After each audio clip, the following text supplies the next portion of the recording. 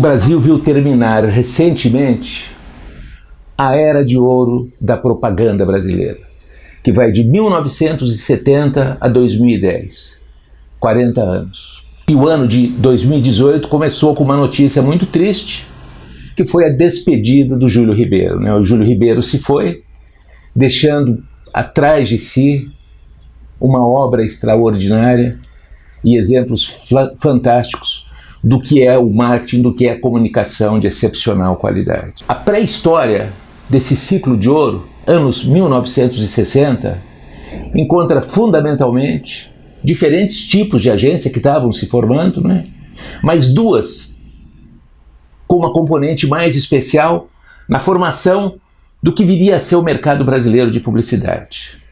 Numa pequena agência que originalmente era o estúdio, chamado Metro 3, formado por dois espanhóis, que depois virou a DPZ, pelo Zaragoza e pelo Petit, naquele pequeno estúdio começou a tomar corpo referências e padrões de qualidade, de design e de direção de arte na publicidade brasileira. E um pouco distante dali, num outro local, sob o comando de José Alcântara Machado, nascia a Alcântara Machado Pericinoto, depois a UMAP, a única agência naquele momento que tinha os dois lados do cérebro, o lado direito e o lado esquerdo, o planejamento e a criação, e os dois de excepcional qualidade. Na criação, Alex Pericinoto, e no planejamento, o Hélio Silveira da Mota. E dentre os discípulos do Hélio Silveira da Mota, os que trabalhavam com ele, Júlio Ribeiro, que começava ali, aprendendo pela sensibilidade, pela inteligência e pela competência do Hélio Silveira da Mota, a ciência e a arte do planejamento. Abre-se os anos 1970 e tem uma série de agências que vão pontificando, que vão crescendo, que vão prevalecendo, onde preponderava a componente da criação. E uma única agência, quase que num oceano azul, num território específico, chamada depois, a partir dos anos 1980, de Talent, mas com duas experiências anteriores que não foram bem sucedidas. A primeira era Júlio Ribeiro e Mihanovic. O Armando Mihanovic era sócio do Júlio Ribeiro. A segunda se chamava Casa Branca, uma fusão da Lince com a agência do Júlio Ribeiro e do Armando, e que depois foi comprada pela MPM, que acabou virando MPM Casa Branca, de 1980. O Júlio me convida para almoçar. Eu falo: Júlio, vamos almoçar aqui pertinho de onde eu estou. Na minha casa, eu tinha acabado de sair do meu último emprego, não tinha decidido ainda o que eu ia fazer. Ele aceitou o convite, a gente foi almoçar no São Paulo Clube, ali na Avenida Higienópolis, quase esquina com a Itambé, em frente ao Marquês, onde um dia foi a residência da dona Veridiana Prato. Aí o Júlio contou dos planos dele, falou: Madia, eu vou fazer a minha terceira agência, eu vou ter uma terceira tentativa.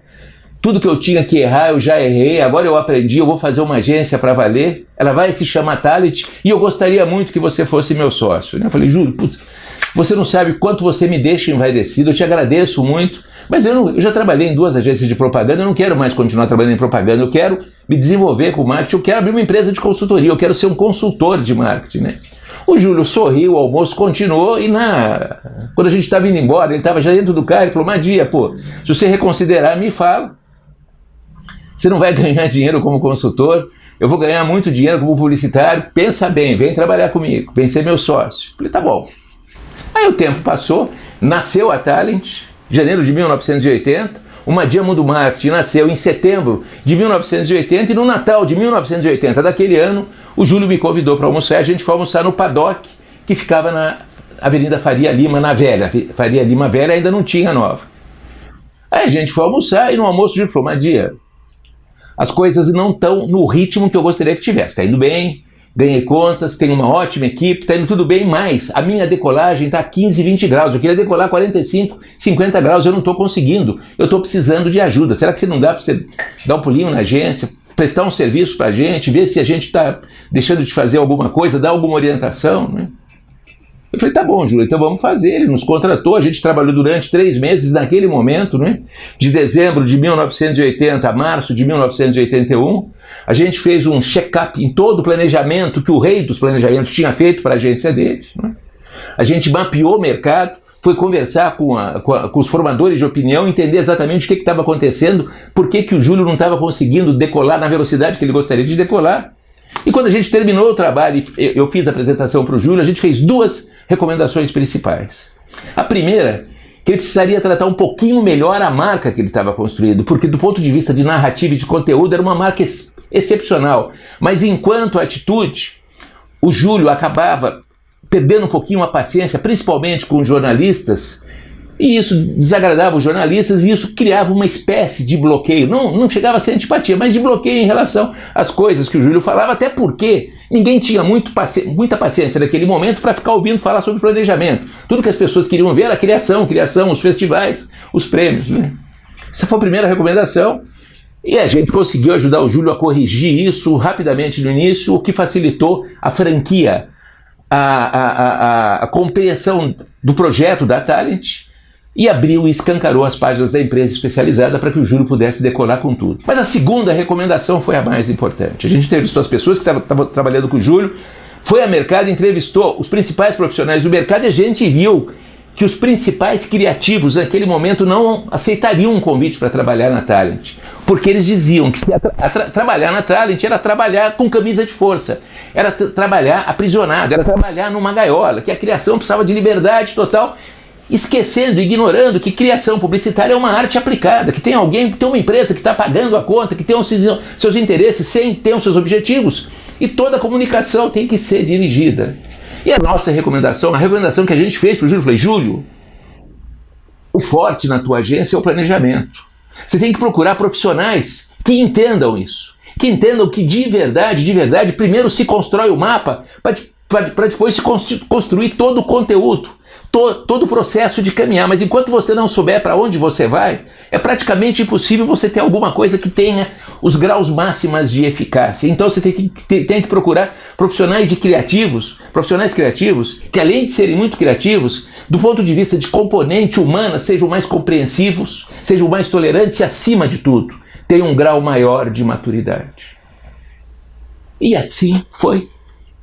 E a Talent foi e continuou sendo, até ela ser vendida, na única, ou na grande, ou na espetacular referência em termos de comunicação com essência, comunicação com eficácia, comunicação decorrente de um processo criativo lastreado num planejamento de excepcional qualidade. Esse trabalho que a gente prestou foi logo no início da empresa.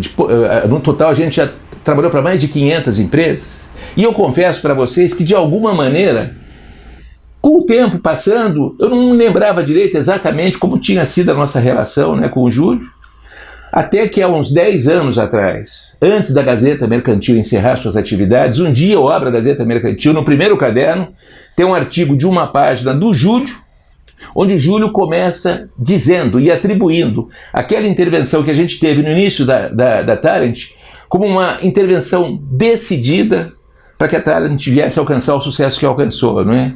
Quase que dizendo, né? Quando você for começar o teu negócio, procure ter ao teu lado um consultor capaz e de confiança, não é? Eu até hoje acho que o Júlio exagerou, né? Eu estou absolutamente convencido que a nossa contribuição não teve a importância que o Júlio deu. Mas se o cliente dá essa importância, você tem que respeitar o cliente, não é? E eu não poderia deixar de fazer esse registro quando eu conto essa história do Júlio, quando eu conto essa história da propaganda brasileira, dos 40 anos de ouro da publicidade brasileira, né, onde pontificaram agências fantásticas, com profissionais extraordinários, fantásticos, mas quase todos eles com a pegada da criação, e onde ponteou um único com a pegada do planejamento, né? Hoje, 40 anos se passaram, né, ou 40 anos depois, a consciência de que todo o processo de comunicação tem que se originar basicamente e sempre pelo planejamento, a partir do planejamento.